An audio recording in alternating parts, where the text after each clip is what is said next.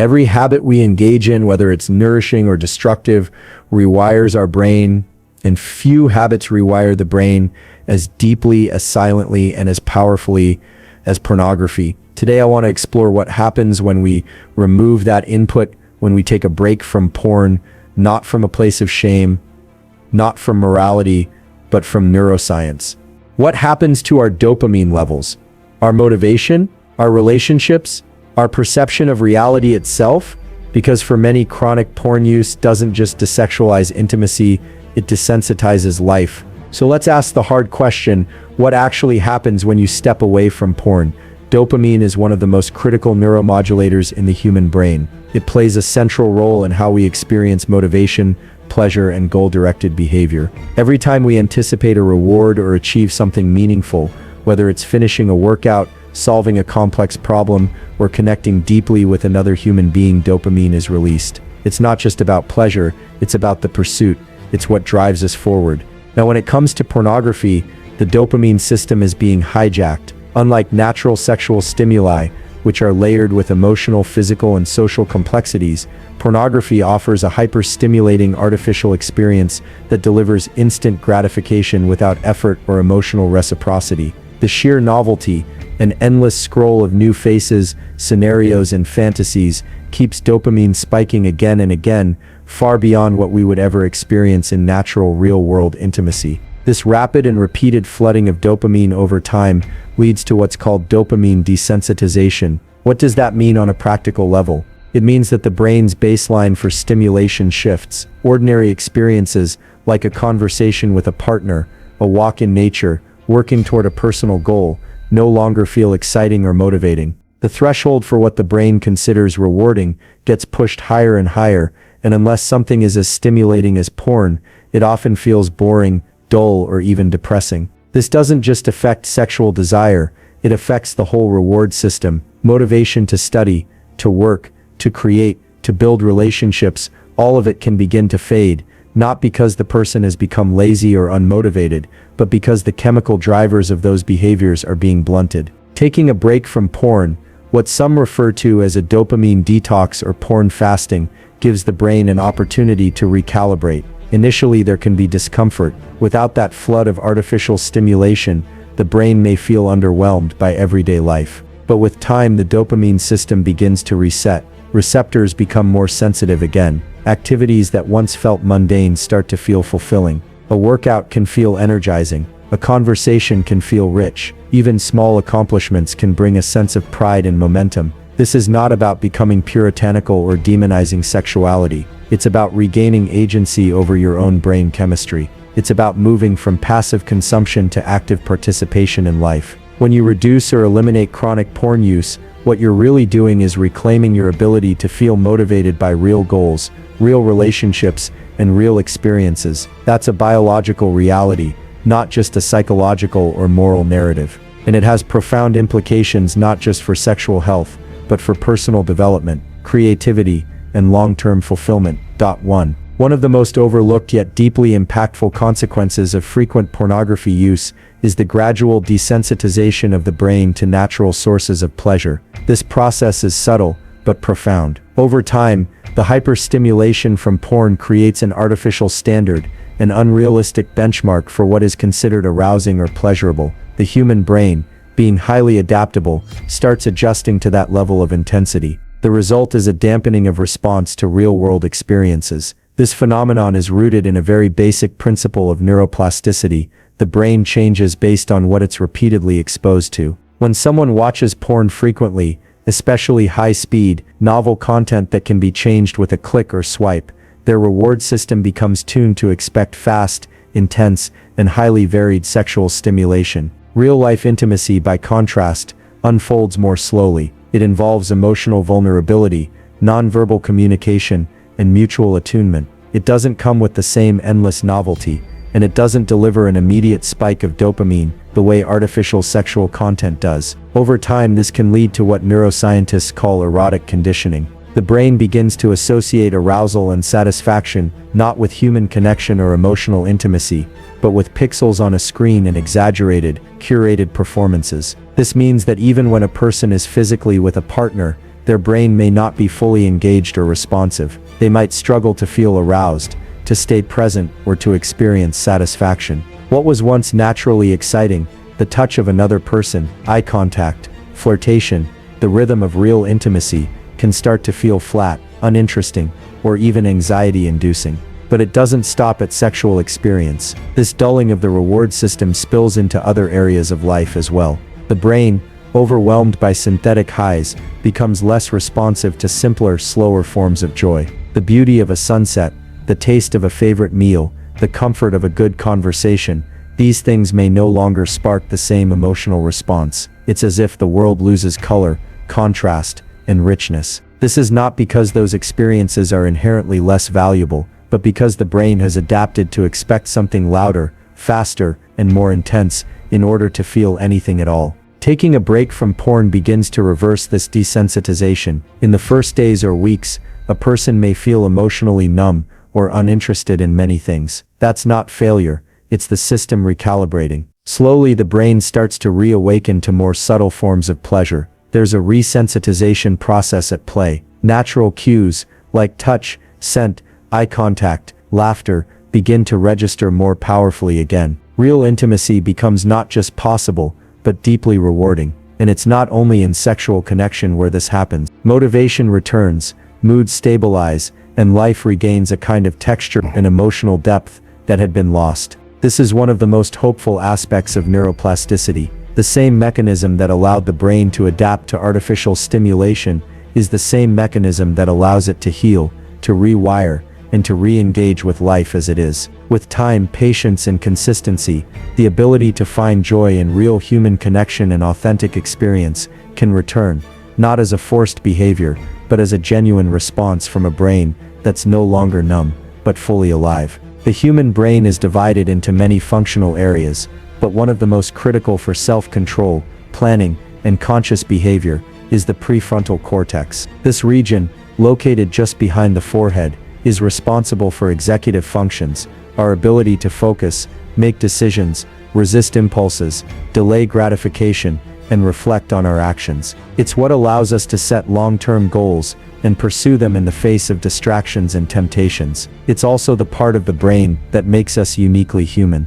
When someone engages in frequent pornography use, especially over a long period of time, it can have a measurable impact on the functioning of the prefrontal cortex. The reason is that porn by nature is not just stimulating, it's compulsively reinforcing. It delivers immediate pleasure with minimal effort, training the brain to prioritize short-term rewards over long-term fulfillment. Each time a person gives in to the urge to view porn, especially in response to boredom, stress, or emotional discomfort, the brain is learning a shortcut: avoid effort, seek pleasure, bypass discomfort. Over time, this pattern weakens the neural circuits involved in restraint, focus, and thoughtful decision-making. The result of this neurological shift can manifest in a variety of ways. Individuals may find themselves struggling to concentrate for extended periods, feeling mentally foggy, or unable to resist distractions, especially digital ones. They might notice a loss of discipline in other areas of life, such as exercise, diet, or sleep. Even when they consciously want to stop watching porn or reduce their consumption, they may find themselves returning to it automatically, often in moments of stress or low energy. This isn't a failure of character, it's the consequence of a rewired brain, one where the circuits that regulate impulse control have been repeatedly overridden. Moreover, the prefrontal cortex has a bidirectional relationship with the limbic system, the emotional center of the brain. When the prefrontal cortex is strong and active, it can regulate emotional reactions and guide behavior with reason and foresight. But when it's weakened, whether by chronic stress, addiction, or overstimulation, the limbic system takes over. Emotional impulses dominate. People find themselves reacting instead of responding. The ability to pause, to evaluate, to choose deliberately, that ability diminishes. The encouraging truth is that the brain is not fixed, it's plastic. It can change and recover. When someone takes a break from pornography, they begin removing the repetitive behavior that weakens those prefrontal circuits. With time, those circuits can strengthen again. It starts with small acts of self-regulation, choosing not to give in to the urge, sitting with discomfort instead of escaping it, redirecting energy, into meaningful actions. These moments of conscious choice are like reps in a mental gym. They gradually rebuild the strength of the prefrontal cortex. As that strength returns, something else happens. People start to notice that it becomes easier to make good decisions, not just around porn, but in every area of life. They find themselves more productive, more intentional, more resilient. Tasks that once felt overwhelming begin to feel manageable. The noise in the mind quiets down. There's a renewed ability to sit with complexity, to work through challenges, and to act in alignment with long-term values, rather than short-term urges. Ultimately, restoring the health of the prefrontal cortex through abstaining from porn isn't just about sexual behavior. It's about reclaiming the ability to live deliberately. It's about re-establishing the internal leadership that allows a person to direct their life rather than being pulled by momentary cravings. It's about restoring clarity, discipline, and the freedom to choose what truly serves you. That's the kind of transformation that extends far beyond the screen. It reaches into every corner of your life. Many people turn to pornography not simply out of sexual desire, but as a means of escape from boredom, from loneliness, from stress, from unresolved emotional pain. It becomes a coping mechanism, a digital sedative, a way to temporarily silence the discomfort of being human. And while it may offer short-term relief, the long-term consequences are often a quiet erosion of psychological clarity and emotional resilience. When a person watches porn regularly, especially as a response to difficult emotions or mental states, they begin forming a deeply ingrained behavioral loop. The cue might be stress from work, a sense of isolation, or just a vague feeling of discomfort. The brain learns that porn provides an immediate shift in emotional state, a momentary flood of dopamine, a spike in pleasure, a sense of control. But after that high fades, the underlying issues remain unresolved. In fact, they often worsen, because each time they are avoided rather than addressed, they gain more power. Over time, the person becomes less capable of sitting with uncomfortable feelings, and more reliant on external stimuli to regulate their mood. This dynamic weakens emotional resilience. Resilience is the ability to face discomfort, to process it, and to emerge stronger. It's built not through avoidance, but through engagement, by confronting difficult emotions, by navigating stress, by moving through pain rather than escaping it. When porn becomes the go-to strategy for emotional regulation, that muscle of resilience atrophies. The person may begin to feel increasingly fragile, more prone to anxiety, to depressive moods, and to a pervasive sense of inner dissatisfaction. It's not because they are broken, it's because their brain has been trained to retreat from challenge rather than meet it head-on. Taking a break from porn disrupts this loop. It removes the default escape route and forces the brain to face emotions more directly. And this is where the discomfort often arises. In the early stages of abstinence, feelings that were previously suppressed can come to the surface: restlessness, sadness, anger, fear. These emotions may have been there all along, but now there's no instant gratification to numb them. This period can feel raw, even overwhelming, but it's not a sign that something is wrong. On the contrary, it's the beginning of healing. It's the nervous system reawakening to sensations and signals it had learned to avoid. Over time, as the individual continues to resist the urge to self-soothe through porn, they begin to develop new strategies for emotional regulation. They learn to identify what they're feeling, to understand the roots of their emotions, and to find healthy outlets like movement, creativity, connection, or mindfulness.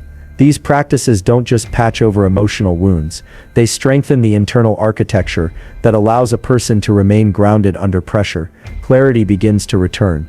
Emotional waves still come, but they no longer feel like tsunamis. There's space to breathe, to think, to choose how to respond rather than react. This process also often leads to a deeper understanding of the self. Without the constant noise and distraction of porn, people become more attuned to their own needs, desires, and values. They begin to distinguish between genuine longing and impulsive craving, between temporary urges and enduring aspirations. This clarity is essential for building a life of meaning and authenticity. It's the difference between feeling like a passenger in your own mind and stepping into the role of driver. Ultimately, abstaining from porn is not just about changing a habit, it's about changing a relationship, the relationship to emotion, to discomfort, and to oneself. It's about building the capacity to face life on its terms, with presence and strength, and that shift has profound ripple effects.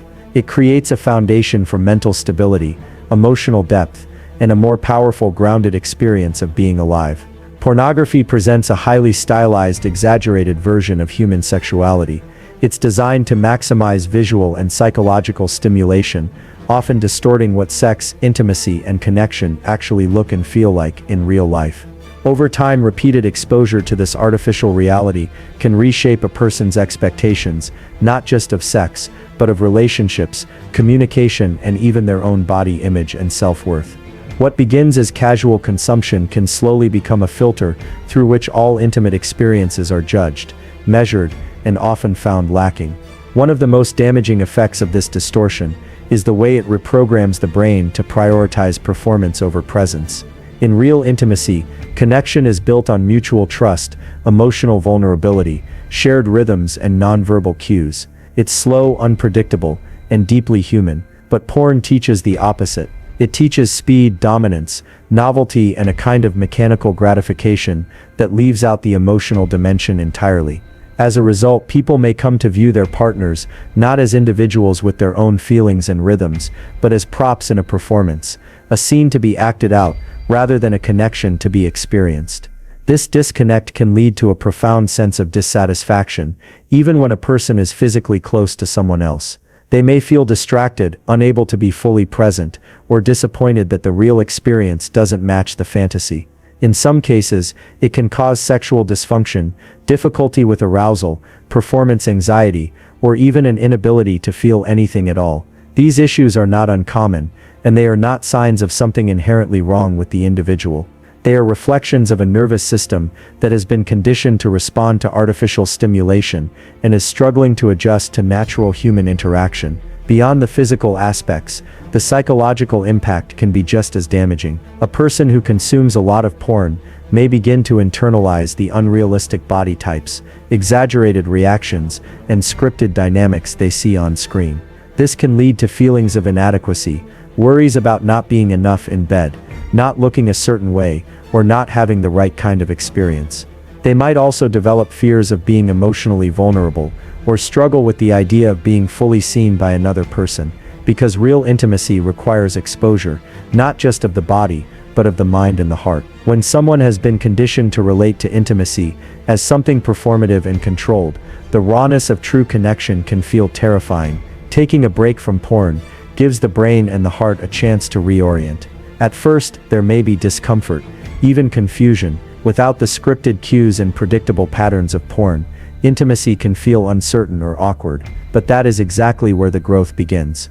In that space of uncertainty, people begin to discover what real connection feels like, not as a performance, but as a shared experience. They begin to listen more closely, to tune into their partner's responses, to express their own needs honestly, and to find joy in the unscripted, imperfect, and deeply human nature of real love and closeness. This shift allows for the rebuilding of authentic intimacy.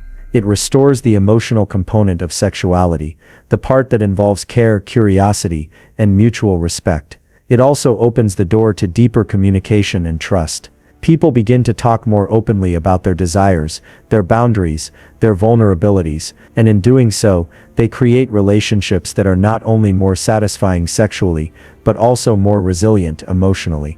The connection is no longer about escaping into fantasy, but about showing up fully in reality, with all its complexity, beauty, and depth.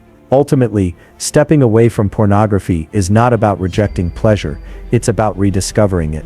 It's about finding fulfillment in the richness of real connection, rather than chasing the empty intensity of artificial highs.